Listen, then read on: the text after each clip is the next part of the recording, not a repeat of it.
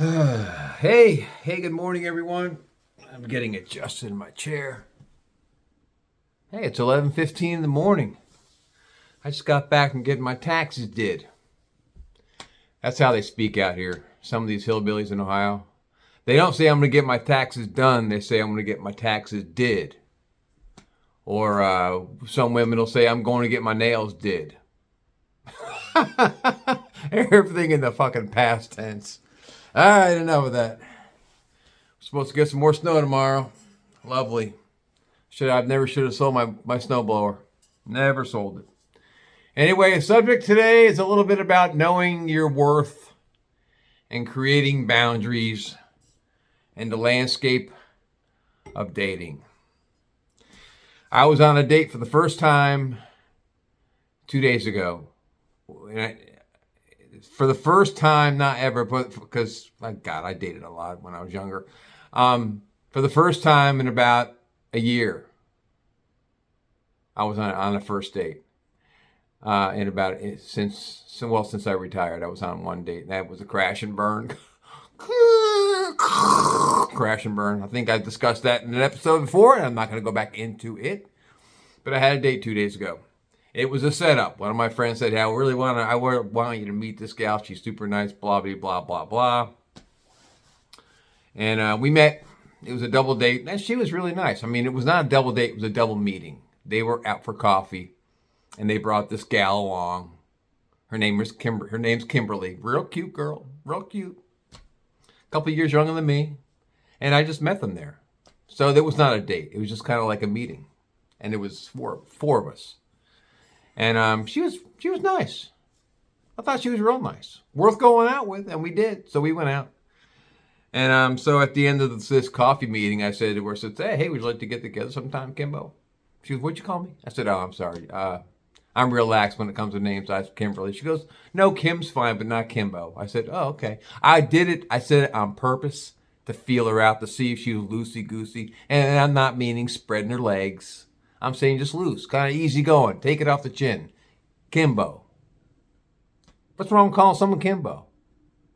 That's what I'm a joker. So that's what I was throwing a little joke her way. She didn't take it too well. No, it's Kimberly or Kim. I said, "Okay, Kim.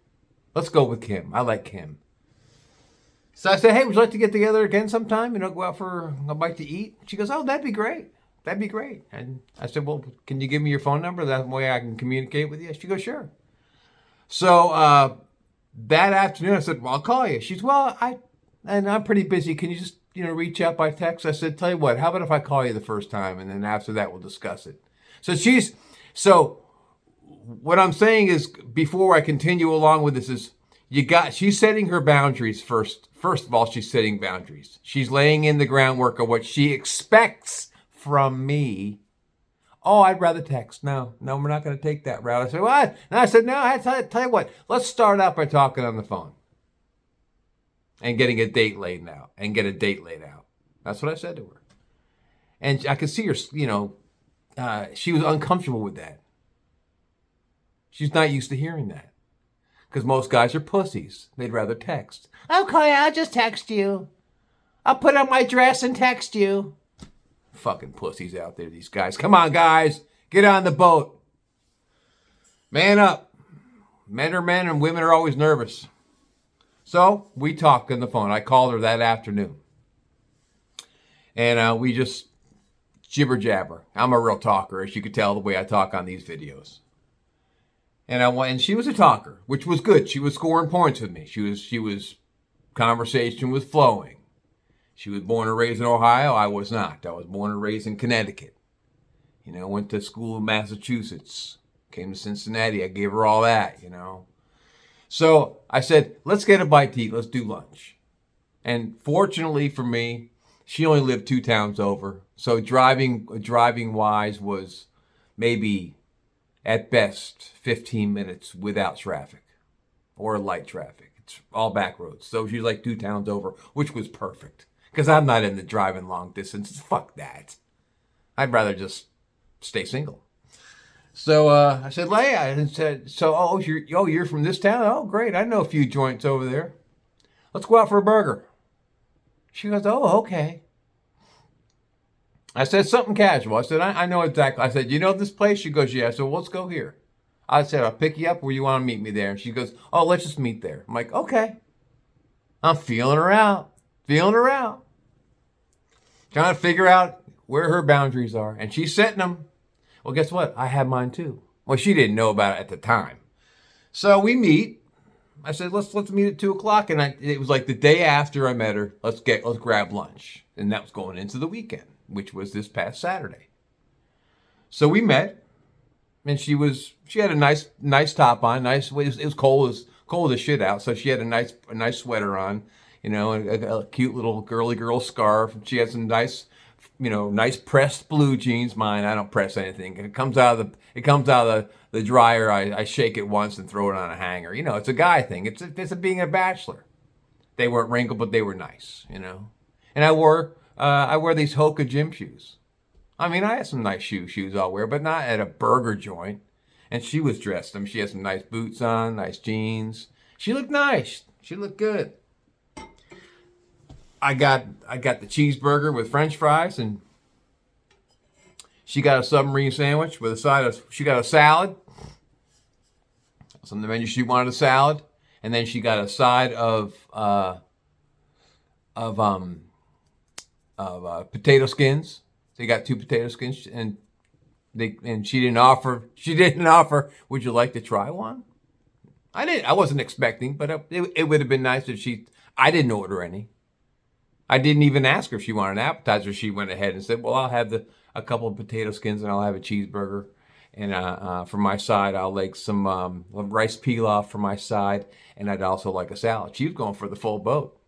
She was going for the full meal. She was going to try to scarf down as much fucking food as she could on a first date that she knows she wasn't going to pay for. Because she was, like I said, she was 61. I'm 65. So she knows she's old school like me. She knows that the gentleman pays for the date, at least the first date. So the date went well. I can't complain. It was a good date. Paid for the bill. It was a little bit less than $50. No big deal. I chucked the waiter fucking $20. I've always tipped heavy. Man, that's just how I roll. We were out the door for 70 or so bucks. I was out the door. Talked in the parking lot for a minute, and she said, "Hey, I had a really nice time, Gary. Let's do it again." I said, "Sure, that sounds great. Just let me know. Let me know." So I said, "Let me know." That's the operative word, fellas. And in the landscape of dating today, you have to say, "Let me know." Don't plan a second date.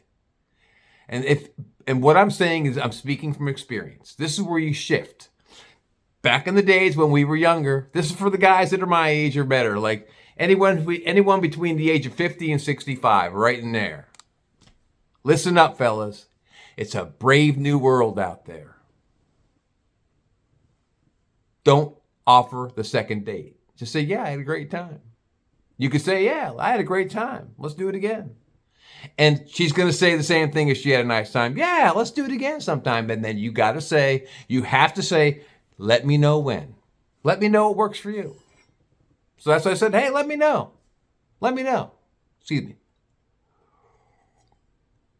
I had to get another sip of coffee. Let me know. Now, and I put the ball in her court. Haven't heard anything back yet. And the thing is, I don't care if I do. That's the thing. I don't care if I do. Because I guarantee you, Gary is not paying for the second date. Because I'm not asking her out. See, that's the thing. And see, I've made mistakes. I'm speaking from the real world. I'm also speaking from my personal experience. I've made too many mistakes over the years. I'm a very generous heart. I got a very generous heart. And I pay. But I've also set the dates up. Because I'm an aggressor. I'm an Aries. Read about the zodiacs. The Aries, they go after what they look. They like something, they go after it. So I've learned to pull back on my own reins and change the game. Change the landscaping of dating. Because I'm not going to keep on paying. Fuck that. Fucking that all day long. So I haven't heard back from her. I haven't gotten a text from her. I'm not reaching out to her. I'm going to play the game. And I never used to play the game, people. I never used to play the game, but I got tired of getting caught with my pants down. I'm not chasing anymore. And that goes against my nature. Some of my guy friends out there that know me that are probably watching this show are saying, that's not your nature, Gary. You go after that pussy, don't you? You go after that pussy. And I do. I've always gone after it, but I don't anymore. I just don't, because I don't care. See, I've changed my attitude when I retired. Even this is before I retired. So I'm going to say it's been about two years ago. Yeah, 2 years ago. I got my heart broke real good. Real good. I said, all right, that's it. I'm not going to go down that road again, ever. I'm never going to get caught with my pants down. No, no, no. I'm going to start knowing my worth. That's the key. Know your worth and set up boundaries. Set up boundaries. You don't have to show her. You don't have to tell her your boundaries. You show them. What are boundaries, Gary? Well, just boundaries is what you expect. What you expect in life. Whether it be with a female or with a guy friend or with a family member or with a buddy. What you expect, what you will tolerate, what you won't tolerate. Those are boundaries. And they're simple. You don't have to lay it out to them. Say, these are my boundaries. Here's a list of the boundaries. Don't be fucking doing that shit. I got a friend of mine. He's now deceased, but he was a very close friend of mine for years and years and years. And he was older than me. Tommy was his name. And he was probably, I'm 65. If he was still alive, he'd be turning 72 this year.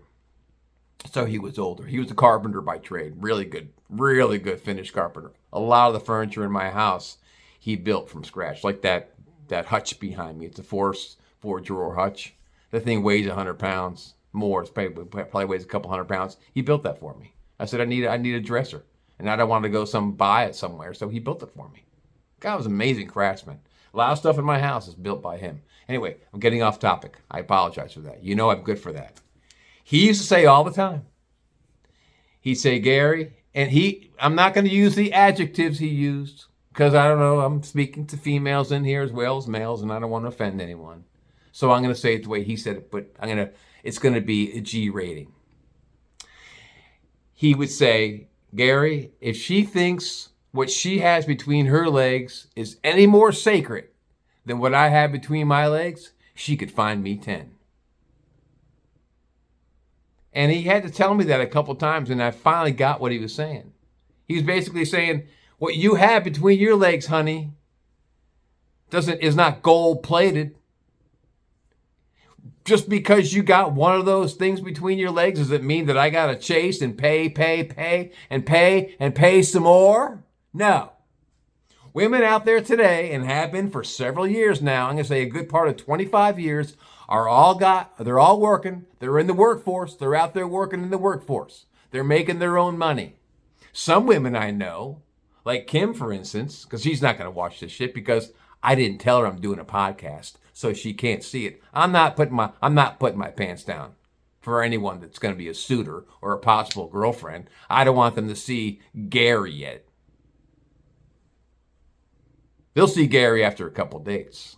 Once I drop a couple F-bombs, they'll figure me out. And then if they can roll with that, if they don't go, I'm melting, my ears, I can't hear the word fuck, I don't want to hear the word fuck, then I'm not going to date them anymore. I've never trusted a woman that can't swear. That's one of my things. But anyway, going back to what Tommy used to say. But women today, they want their independence. I'm a strong, independent woman. The gal that broke my heart 2 years ago. I'm a strong, independent woman, Gary. Oh, good. I probably spent we dated for almost 6 months, 7 months. In 7 months, I probably dropped about $1,500 to $2,000 on her with monetary gifts. I helped her out with a car payment one time because her car broke down. I chucked her $300 for that because she didn't have the money. So I chucked her some money for that. And then all, dinner dates and shit like that. Easily $2,000. Easy. I could have spent that money or I could have saved it. I got a wall safe in my fucking house behind door number 2. Right behind us. There's a wall safe that jams into the wall and there's a picture frame over the top of it. Take the picture frame off. The dial in there is cash. Cash Flow Central. Fuck the central banks. If the banks went down and if they went kaput tomorrow, guess what? G ain't going to get caught with his pants down. I got cash. Fuck everybody. Anyway, now that I told you where the safe is, I got to move it. No secrets here. Anyway, so that's what it is. So women, they want their independence. And I worked with a lot of women that made more than I made a year over the years. And then there's women out there that make more than I make. And they're walking around thinking they got a gold-plated object between their legs that deserves respect. But what about my respect? If you make more than I make a year, and you drive a nicer car than I drive, and you live in a bigger house than I live in, and you belong to a country club that I wouldn't even belong to because I wouldn't spend my money doing that. Why can't you pay for the date? I dated a lot in my life. In all the women I went out with in my life, I had one that I remember that offered to pay for a dinner. Once. I was in my mid-30s, and she offered to buy dinner. I was making chump change. I was in a transitional position in my job where I was going from this position to another position, and I was still making chump change. And she knew it because I was transparent. I've always been transparent. I don't hide anything. And she knew what I made. Paid for the date. Paid for the whole date. So it should go equal ways. Women want equal rights. They want equal rights. They got standards. They got boundaries. They got expectations of what a man should or shouldn't do, what mostly should do, pay, and pay some more. And guys are just, to this day, although the landscaping has changed in dating, their expectations are the same. Pay, and pay some more. Well, fuck and that all day long. I'm going to say one more thing and then I'm going to jump off of here. Yesterday, on Sundays, I go to the race book. It's the casino, the Belterra racetrack in Cincinnati. But in there, there's a race book, they call it. I've discussed it in other episodes. I'm not going to go back there. But it's all guys, mostly all guys. And every single guy in there is either divorced or single. There's no men in there that are married. None of them. I'm going to sneeze. I hate that when it comes on. God, don't you it's getting ready to sneeze and you can't, then you get a second one and you won't, and it won't? Why? Damn it. Every single guy in there, there was like 15 or 16 guys. There's always the same amount of guys in there, the same faces. I don't know all their names. I don't care about their names, but I know them by face. Every single one is single. Because I said to this guy yesterday, Danny, who's a character, I said, hey, Danny, I guess all the guys who are in here get away from the wife for the weekend. And he said, no, they're not married, Gary. They're divorced. They want nothing to do with that headache. You think they'd be up here on a Sunday if they were married? No. Anyway, know your worth, guys. Know your boundaries. It's a brave new world out there. Has been for a while now. Don't put up with any shit. Treat them right until proven otherwise. And don't ever set up date number 2. Make them work for it. If they like you, they'll let you know. If they don't get back to you within 72 hours, then they ain't interested, and fuck it. If I don't hear from Kim by tomorrow, fuck it. On to being me and doing me. Because I don't care anymore. I really don't. I'm saving my money. Anyway, that's it. You guys have a fantastic week. I'll probably catch up to you at the tail end of it. I get some new content in my head. Doesn't take long. You guys have a fantastic weekend. Take care of yourselves and each other. Peace out.